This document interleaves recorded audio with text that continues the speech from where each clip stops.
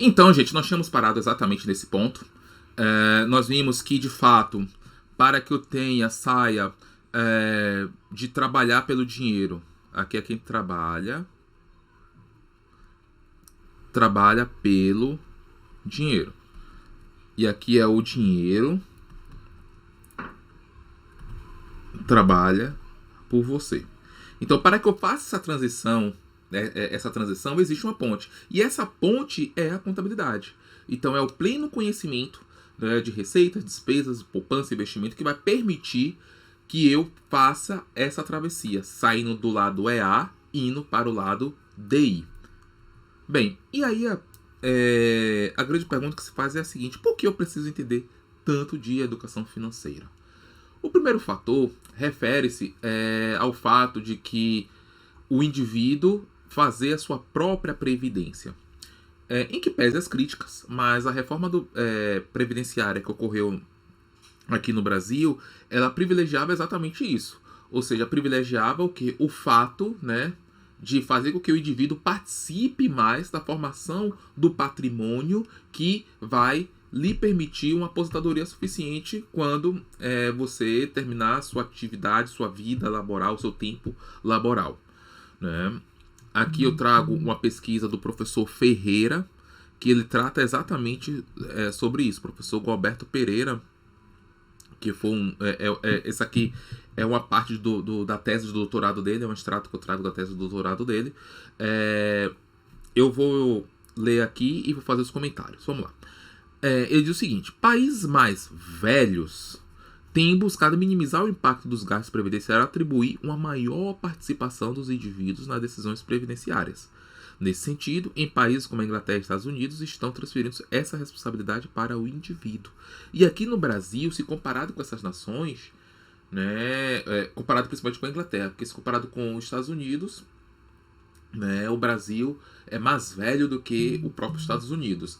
Mas, por outro lado, a Inglaterra, por exemplo, e os Estados Unidos já transferiram essa responsabilidade para o indivíduo. O que é que ela está querendo dizer? Olha, a Previdência Oficial, antigamente, principalmente há tempos atrás, você pagava um determinado valor e você saía, digamos aqui, você está aqui ativa, aqui é no momento que você está na vida ativa. E aqui você está na vida passiva, digamos assim, né? Na inatividade. E aí você sai com o mesmo salário. Antes era assim, você entrava com o salário X na vida ativa, e quando você se aposentava, você levava esse mesmo montante, você passava a ganhar o mesmo montante do valor que você estava na ativa. Só que hoje está ao contrário. Hoje está assim, você está aqui na ativa,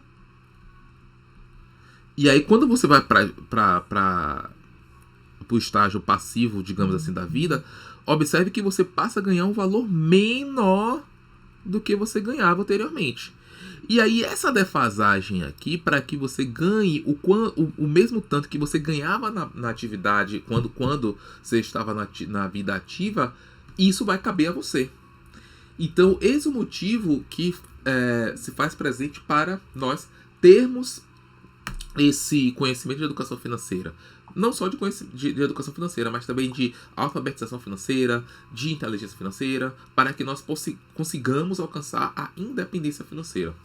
Então, essa fase aqui, ó, esse complemento aqui, vai caber ao indivíduo. Vai caber ao indivíduo fazer com que ele, né, complemente a sua aposentadoria, forme um patrimônio suficiente que, quando da sua passagem para a inativa, né, para a inatividade laboral, digamos assim, você já tem uma renda suficiente que lhe proporcione os mesmos ganhos quando você estava na ativa. E um outro fato também é o Covid-19. Quando eu estou gravando esse vídeo, por exemplo, nós estamos ainda sendo acometidos pela Covid. E aí, muitas empresas, famílias, indivíduos, enfim, foram pegos de surpresa com relação à Covid-19. E o fato de muitas empresas, indivíduos não terem reservas suficientes para atravessar essas circunstâncias atípicas e incomum, né, gerou grandes problemas para essas pessoas. Então, na verdade, quando eu tenho uma educação financeira suficiente, e inteligência financeira, né, alfabetização financeira, o que é que eu vou fazer? Eu vou, né, me resguardar, né, eu vou formar uma reserva de emergência, né, para que quando o acontecimento de uma situação atípica e incomum na minha vida, eu possa, né, me valer desses recursos que eu guardei, né, para uma reserva de emergência, e aí, por consequência, eu atravessar essa atipicidade na minha vida de forma mais resiliente, né, de forma mais tranquila e voltar ao meu estado normal. Então, um outro fator também seria esse, para que nós tenhamos, né, a ideia da educação financeira. Além disso, também refere-se o quê? A educação financeira permite que eu possa tomar decisões financeiras mais inteligentes, ou seja, decisões mais racionais com relação ao meu dinheiro. A racionalidade aqui se refere a eu ter um plano de início para eu alcançar um determinado objetivo. Então, na verdade, a educação financeira permite, né, também que eu consiga, né, definir um plano de ação, né, definir as estratégias e a partir daí seguir essas estratégias para que eu possa alcançá-las. Bom, a educação financeira não é você ser casquinha, pão duro, mão de vaca, muquirana, não, muito pelo contrário. É você usar o seu dinheiro de forma mais racional e inteligente, tendo em vista algum objetivo a ser obtido e assim viver de forma abundante. Então, na verdade, a educação financeira é o seguinte: ora, é eu utilizar o meu dinheiro de forma mais racional, de forma mais inteligente, tendo em vista algum objetivo, sendo que e proporcionando uma vida mais abundante, na medida em que eu consigo alcançar a independência financeira, eu vou ter mais tempo e esse tempo eu vou aplicar esse tempo, né, em outras atividades que eu goste, enfim. Bom, aqui eu trago a taxa da alfabetização financeira ao redor do mundo. Observe aqui o Brasil, como é que ele se encontra, né? Esses laranjinhas são aqueles países que têm uma menor taxa de alfabetização financeira. Esses azulzinhos aqui são aqueles países que apresentam a maior taxa de alfabetização financeira. Eu extraí, foi um post que eu vi no meu Instagram, do Romosh, que eles fazem um monte de quantificações financeiras. Eu achei interessante isso aqui. E observe que o Brasil, ele tem uma 35% da população, segundo esse site, algo em torno de 35%, não tem um nível suficiente de alfabetização financeira. E aí, baseado nisso, vamos tentar fazer um questionário que está aqui no nosso portal, para que você possa fazer o questionário sobre a alfabetização financeira. Vamos lá? Então, vocês vão lá, respondam, verifiquem o resultado, façam suas reflexões sobre, e em seguida nós voltamos com a discussão teórica sobre o nosso curso. Bem, uma vez vocês já terminaram, né, a resolução do questionário, como também, né, verificaram lá as características, né, fizeram uma reflexão sobre o seu estágio de alfabetização financeira, o seu nível de alfabetização financeira, vamos agora verificar de que forma eu posso sair de um estágio do que eu estou e para um estágio, digamos, ideal, digamos assim. Bem, ainda continuando sobre as causas formais de desequilíbrio financeiro das famílias, nós vamos falar agora sobre o endividamento das famílias. Mas quando eu falo aqui de endividamento, deixa eu pegar aqui uma caneta. Quando eu falo de endividamento das famílias, eu estou falando de um endividamento saudável. Bruno, mas aí o que seria esse endividamento saudável? É aquele que você tem um controle sobre ele, né? Você sabe o quanto você gasta, o quanto você deve, né? Isso não impacta seu orçamento, não impacta seu planejamento financeiro, não impacta suas metas financeiras. Então, esse endividamento é saudável, porque quando você obtém recursos de terceiros, que é o endividamento, e desde que ele seja saudável, isso ele vai permitir que você alavanque mais o alcance dos seus objetivos e metas financeiros. Então, a ideia subjacente por trás do endividamento das famílias e dos indivíduos por consequência é o seguinte: será que eu devo ter uma vida mais imediatista, ou seja, mais hoje e menos amanhã, ou seja, eu prefiro hoje, consumir hoje ao invés do amanhã, ou o contrário, menos hoje e mais amanhã, ou seja, agir de forma mais racional e consequentemente mais inteligente? Isso aqui está plenamente associado com aquela curva que nós vimos em alguns slides anteriores, o ciclo de vida das pessoas. aqui está a idade, né? Na medida que nós vamos passando aqui a idade, e aqui a renda. Ou seja, na medida em que nós chegamos numa idade, temos mais idade, consequentemente nossa renda tende a diminuir. E aí a ideia é que nós possamos ter renda suficiente aqui, né? Geração de renda suficiente para quando nós estivermos nessa fase da vida, né? Termos patrimônio suficiente, termos riqueza suficiente que gere rendas para que nós possamos, né, viver nessa fase da vida de forma mais tranquila, de forma mais estruturada e sem maiores problemas. Bem, para que nós possamos então atravessar, digamos assim, agir de forma mais racional, uma das medidas, né, que nós vimos, que foi até o próprio Covid-19, nós temos a figura do minimalismo. É uma palavra, né, que surgiu nos movimentos artísticos do século 30, né, e principalmente depois ali no movimento hippie também, que seguiu como preceito de uso de poucos elementos visuais. Ou seja, na verdade, a pessoa ela se vestia, por exemplo, de forma mínima possível. E aos poucos foi migrando para o campo social. E é isso aqui que nos interessa. Ora, na medida em que o minimalismo saiu de um campo estético, ou seja, você se veste e se comporta, enfim, de forma mínima possível, para o campo social. E esse campo social, no contexto das finanças, é o seguinte: é permitir que você tenha o essencial para a sobrevivência, pois na medida que você não tem o não essencial, você acaba gastando recursos financeiros neles e assim não gerando saldo para os investimentos. Então a ideia aqui subjacente é o seguinte: ora, se eu vivo com o mínimo existencial, né, então a ideia subjacente do minimalismo também é a ideia da reserva de emergência. Reserva de emergência. O que é essa reserva de emergência? Nós vamos ver, mas é o quanto você precisa ter para viver de forma mínima. Ou seja, a ideia da reserva de emergência, ela veio também do minimalismo, ou seja, o quanto eu devo ter minimamente para sobreviver. E aí, claro que esse conceito de mínimo, ele varia de indivíduo para indivíduo. Tem indivíduos que, por conta de sua renda e tal, ele tem um padrão de consumo maior se comparado com outro. Mas assim, a ideia aqui é o seguinte: ora, eu preciso identificar o quanto eu devo ter mínimo para eu sobreviver. Porque na medida em que eu gasto menos, ou seja, eu tenho menos endividamento com cartão de crédito, com financiamento, enfim, eu vou gerar um saldo positivo, né? Ou seja, um saldo positivo da diferença entre minhas receitas e minhas despesas, e isso vai permitir que eu faça poupança e investimento. E uma poupança e investimento, dentre elas, a figura da reserva financeira, que permite que eu passe por situações atípicas e incomuns na minha vida laboral. Bom, e aí nós temos um vídeo sobre minimalismo aqui no portal. Vocês assistam ele, né? Façam suas reflexões, né? No que diz respeito ao minimalismo, né? Uma autorreflexão no sentido assim: poxa, o que é que eu posso diminuir? O que é que eu posso reduzir?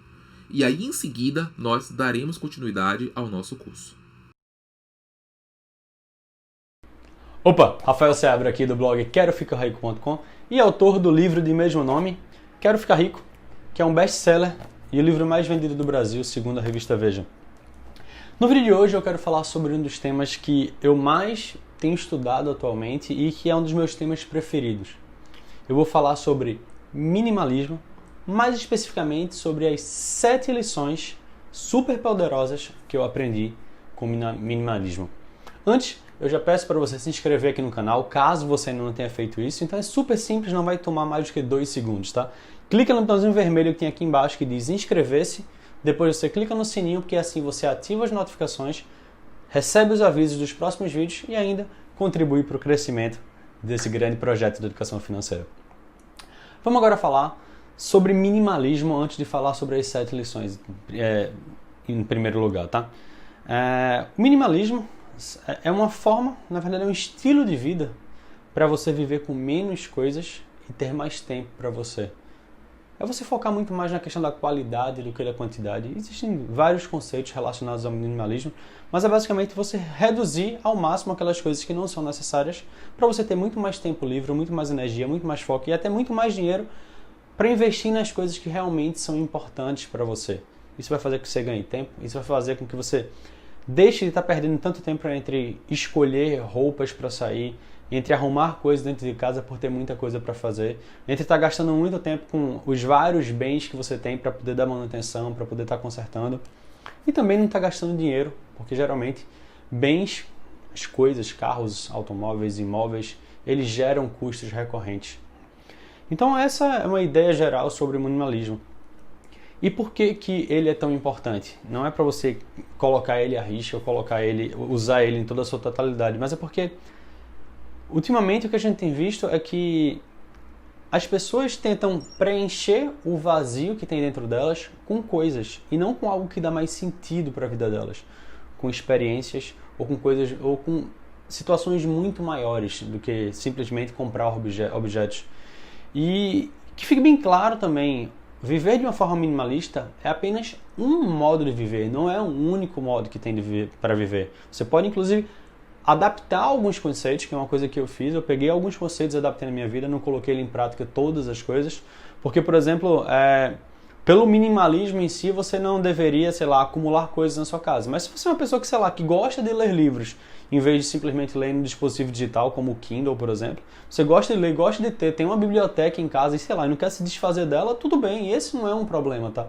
Não é esse ponto específico que vai fazer. Agora, se você acumula todas as coisas que você tem, aí sim você pode ter problemas, tá?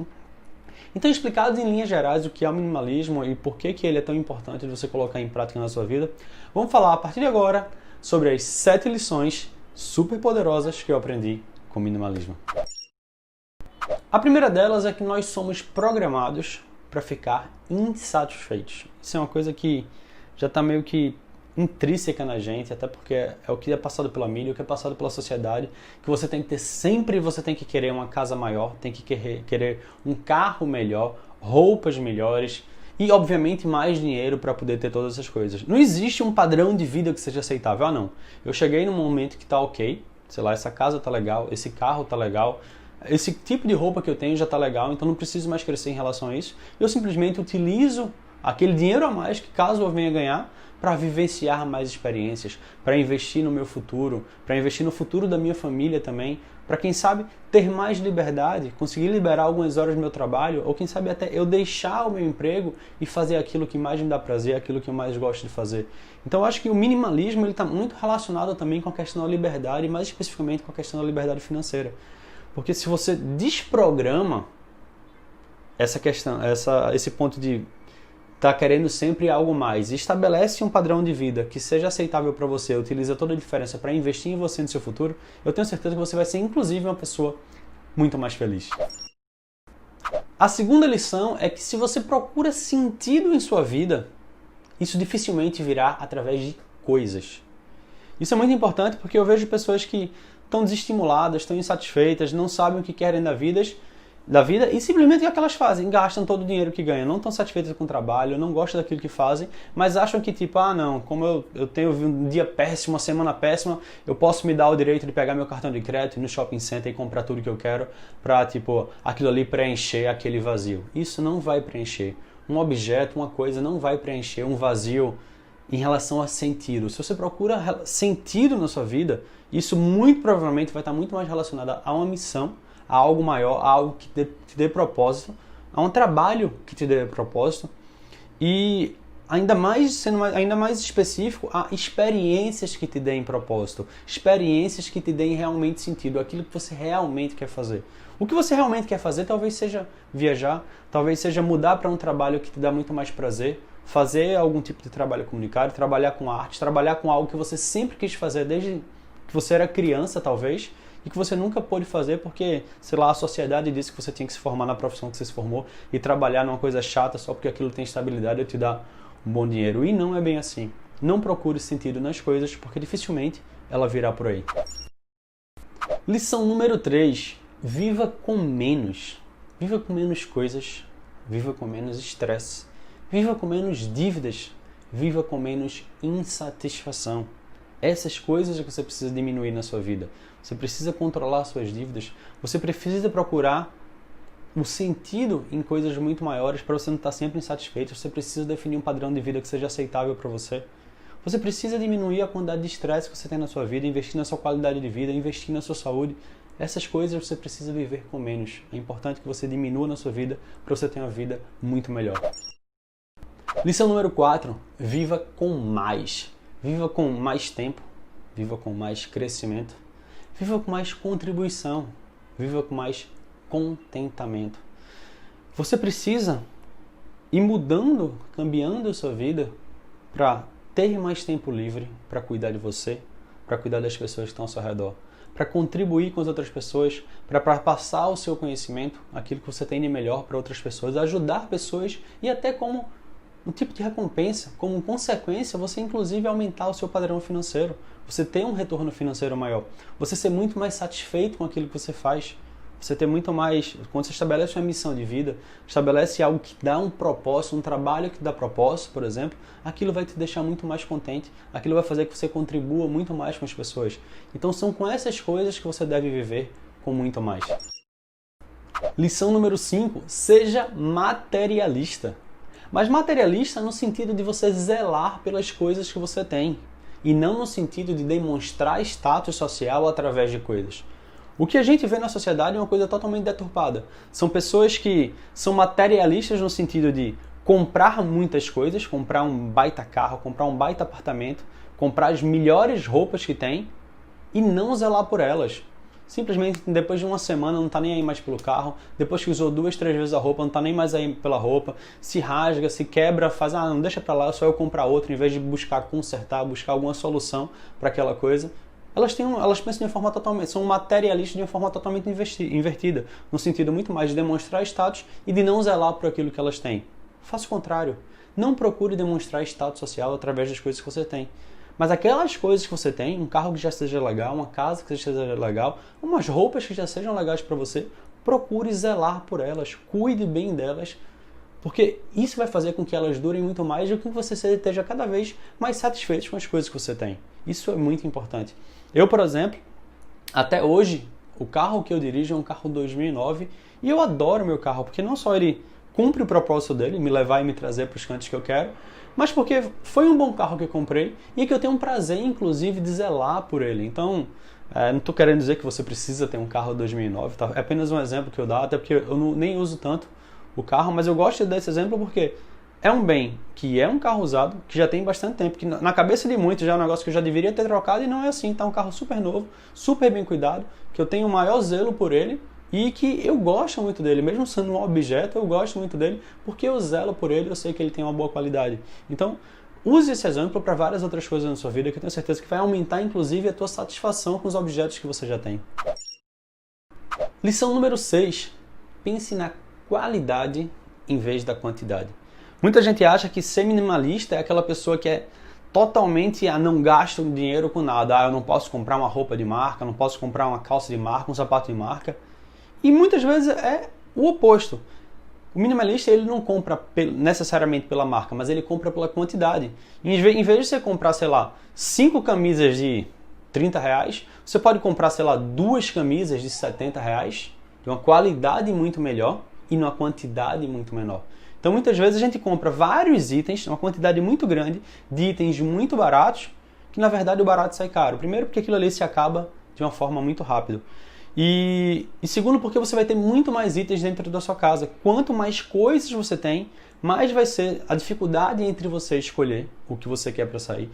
Você vai ter dificuldade para manusear aquilo, para poder estar lavando, para poder estar arrumando, para poder estar mantendo a sua casa arrumada. Então você gasta muito mais tempo com a quantidade muito maior. Então preze muito mais pela qualidade dos produtos que você adquire. Quando você quiser adquirir um sapato, faça uma boa pesquisa para adquirir um bom sapato, para adquirir uma boa calça, aquilo que você sabe que vai durar, que seja, até falando um pouquinho do ponto de vista da moda, seja atemporal, que você saiba que não é simplesmente modismo, mas é algo que já existe há bastante tempo, que você sabe que aquilo ali vai estar bem em qualquer situação. Então procure investir em roupas ou carros, o que quer que seja, que tenham muita qualidade, em vez de estar prezando apenas pela quantidade, comprando muita coisa de baixa qualidade e tendo vários problemas lá na frente em relação a tudo que eu falei em relação à perda de tempo e principalmente também em relação à perda de dinheiro. Então prefira sempre qualidade em vez de quantidade. Lição número 7. O problema não é o consumismo. E não é mesmo. Consumir não é um problema, mas consumir de uma forma compulsiva, isso sim é um problema. O que a gente tem visto, por exemplo, e obviamente isso é incentivado, tem sido incentivado pelo mercado, tá? Porque o que a gente tem visto, por exemplo, na moda, no meio da moda, é que antigamente existiam só 2 coleções, primavera, verão e outono e inverno. Depois passou para 4 coleções, que era uma para cada estação. E o que a gente vê hoje em dia é que a gente tem uma moda de 52 estações. É uma moda de curtíssima duração, que se você for numa loja, semanalmente vão ter peças novas lá. E isso existe para que você não só mantenha esse consumismo, mas para que você se sinta sempre desatualizada. Ah, eu comprei uma coisa, na semana seguinte chegou uma nova versão daquilo dali. Chegou uma nova versão de um celular, chegou uma nova versão de qualquer que seja a coisa, que faz com que você se sinta desatualizado. Então, essa questão da moda, ela começou primeiro com a questão das roupas. Hoje em dia, se você for semanalmente na loja, ela vai ter roupas diferentes. E ela passou essa questão dessa lógica da moda de curta duração, ela chegou inclusive para dentro de casa, chegou para os itens domésticos. E não só para os itens eletrônicos, sei lá. Celular, a cada 6 meses tem um celular novo que as pessoas pagam 2, 3 mil reais no celular. Lança depois de 6 meses um celular novo, você já começa a se sentir desatualizado, já começa a sentir a necessidade de comprar um novo. Acontece a mesma coisa com televisão, a cada ano lança uma tecnologia nova com televisão, ou até mesmo com móveis dentro de casa, sei lá, sofá, você tem um sofá, sei lá, com 1, 2 anos, você já começa, não, eu tenho que trocar meu sofá porque ele já está desatualizado, ou ele está sujo, manda lavar, não gostou do estofado? Troca o estofado depois de um tempo, se for a questão da cor que você não está gostando. Mas você não precisa estar sempre trocando as suas coisas, comprando coisas melhores, porque o que você já tem é muito provável que já tenha uma qualidade que atenda para as necessidades que você já tem. Então não caia nessa onda dessas modas de curta duração. Pare de se sentir satisfeito ou desatualizado com as coisas que você já tem, porque certamente são coisas boas e que vão durar ainda por muito tempo. Então não caia nessa onda dessa moda de curta duração, tá? Que fique bem claro, o problema não é o consumismo. Você pode consumir, você pode comprar coisas, não tem problema. Claro, prefira sempre experiências, mas compre coisas, mas não de uma forma compulsiva. Não entre nessa onda. Eu fiz um apanhado geral aqui dessas 7 lições sobre o minimalismo, porque é um assunto que eu gosto demais e que eu acho que está totalmente relacionado com o que eu falo aqui no canal, com o que eu falo ao longo do meu trabalho na educação financeira. Porque quando você vive de forma minimalista, aumentam demais as suas chances de acumular mais patrimônio no sentido de gerar uma renda para você e você conquistar a liberdade, você ter muito mais liberdade. Quando você foca na sua missão, quando você procura um sentido para a sua vida que não é em coisas, tá? Mas em um propósito muito maior ou em experiências, você certamente vai melhorar a sua qualidade de vida, você vai melhorar a forma como você está satisfeito com a sua vida e vai inclusive ter mais tempo livre para se dedicar ao que realmente importa, se dedicar aos seus relacionamentos, aos seus filhos, à sua saúde, que são coisas muito mais importantes do que simplesmente estar 100% focado com o trabalho, 100% focado no seu emprego ou em coisas que já te deixam insatisfeitos.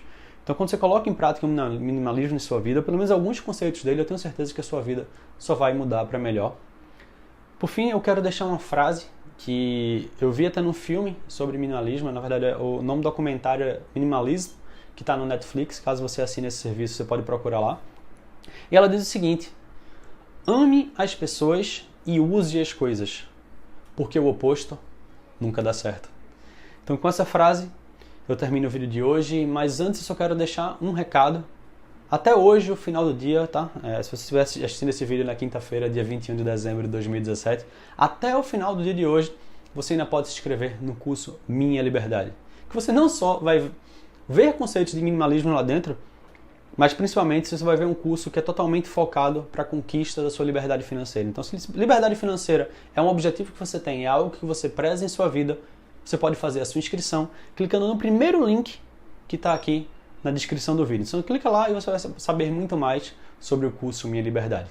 Então esse vídeo fica por aqui, a gente se vê no próximo vídeo. Tchau, tchau.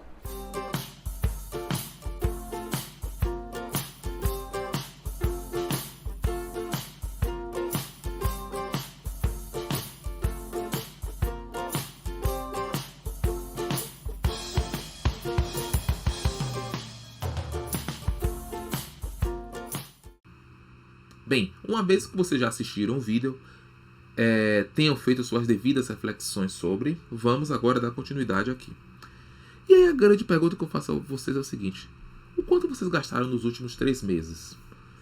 Vocês têm esse histórico, essa historicidade do quanto vocês gastaram, desde aquela compra daquele cafezinho pequenininho até a compra do carrão que vocês porventura tenham comprado? Vocês têm isso aí em mente? Vocês têm isso devidamente registrado? Bem, se vocês têm, ótimo, né? Então vamos continuar aqui, né? Feitas essas reflexões, vamos agora dar continuidade aqui ao seguinte: o que é que causa também, né? Quais são as outras causas do desequilíbrio nas famílias? Deixa eu pegar aqui, amarelo. Pronto. Aí vamos lá. Então, nós já vimos as causas formais. As causas formais, quais sejam o endividamento das famílias, ou seja, aquelas famílias que não privilegiam que privilegiam o imediatismo, e a falta de educação financeira.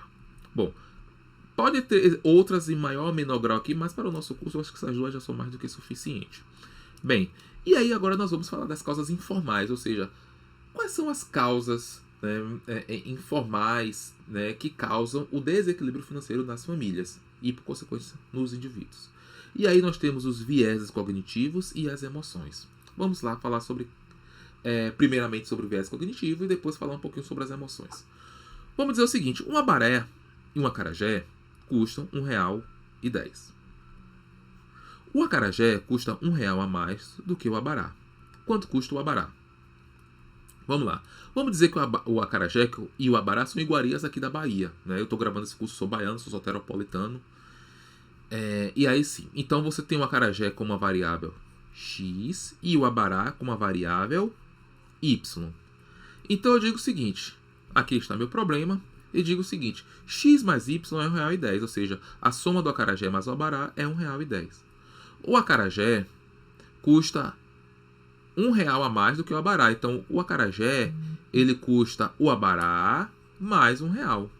Então, substituindo aqui, então eu tenho esse termo aqui, eu jogo ele para cá. Então y mais 1 mais y do abará vai ser R$1,10. A soma desses dois termos aqui eu vou ter 2y mais 1, R$1,10. Aí eu pego esse menos 1 que está aqui positivo, passo para o outro lado da igualdade com o sinal trocado. Aí eu tenho isso aqui, né? Ou seja, eu chego a 2y igual a 10 centavos. Pego esse 2y aqui que está multiplicando, passo para o outro lado da igualdade dividindo. E aí eu tenho y igual a 5 centavos. Creio eu que muitos de vocês tenham dito que o abará custasse 0,10 centavos. Se vocês fizeram isso, não fiquem espantados com a resposta de vocês, porque isso é comum, isso é inerente ao nosso comportamento humano, mais precisamente é inerente ao comportamento cerebral, que quando ele vê um problema complexo, ele quer se livrar daquele problema complexo. E na medida que ele pega esse problema complexo e diminui, né, simplifica esse problema complexo e a outra parte do nosso cérebro, que nós vamos ver um pouquinho mais à frente, valida essa simplificação, nós temos, né, incorremos nas heurísticas, né, que é exatamente quando eu pego um problema complexo e transformo num problema simples. Nessa transformação eu posso incorrer em algum erro, e esse erro chama-se heurística, ou seja, é o fato de eu pegar um problema complexo e simplificá-lo.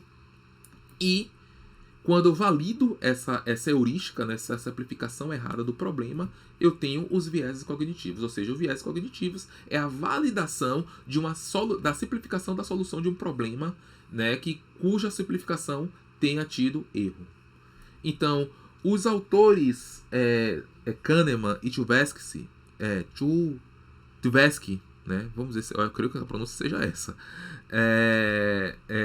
propuseram isso em 1974, né, e eles foram os precursores das finanças comportamentais, ou seja, os aspectos emocionais e psíquicos que impactam os indivíduos quando da tomada de decisões de ordem financeira.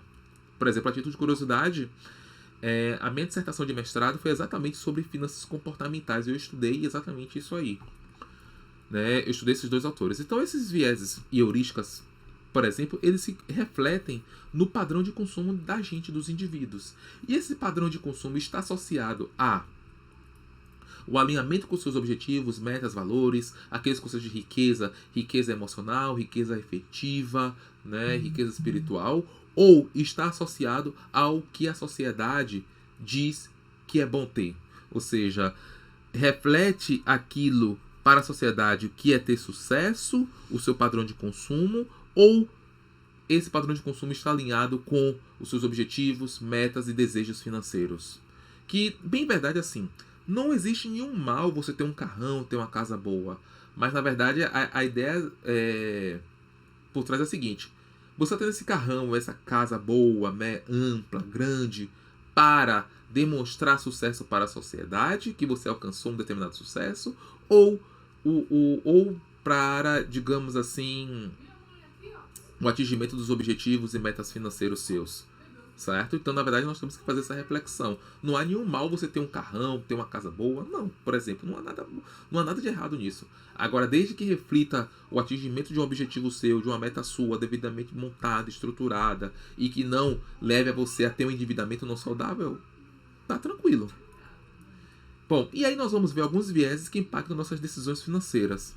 O primeiro é imediatismo, né, que tem duas manifestações. A primeira é no consumo, né, quando a pessoa quer comprar agora, não pode esperar nem um pouco mais. Viver aqui agora é uma ideia tentadora, até romântica, né, e isso gera um endividamento, né, é uma causa formal, né, que o endividamento em si é uma causa formal, mas o endividamento, né, ele decorre também de alguns aspectos informais, né, como esse imediatismo. E a segunda manifestação de imediatismo é a acumulação de recursos, seja para ter uma reserva de emergência, para investir ou para se preparar para a aposentadoria.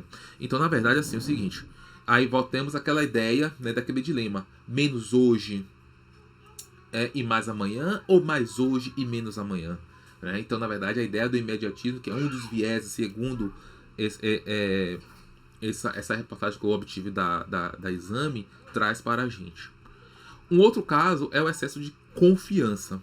O sujeito excessivamente confiante é aquele que dá passos maiores do que a própria perna, que compra coisas à prestação e que são completamente fora da sua capacidade financeira. Ou seja, é aquele que compra e depois, ó, a gosto de Deus paga, né?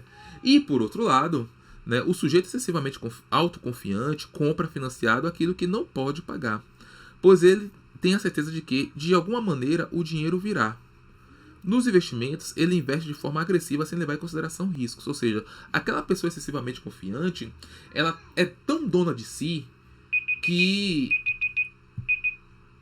foi o apito aqui dizendo que nossa aula já fechou 20 minutos, mas eu vou fechar esse raciocínio para não perdê-lo.